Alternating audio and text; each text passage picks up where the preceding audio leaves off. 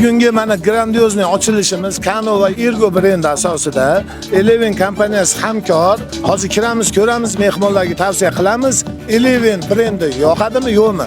Menimcha juda ko'pchilik taniydi bu brendni, chunki tillarda doston-ku bu.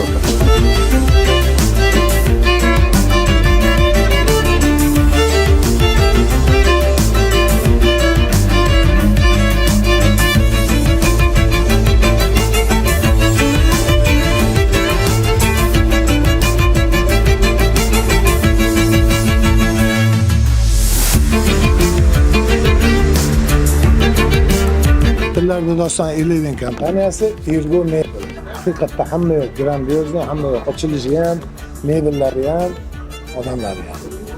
Bu brenddan bekorga tillarda doston emas, hammaga yoqyapti. Qani ko'ramiz hozir.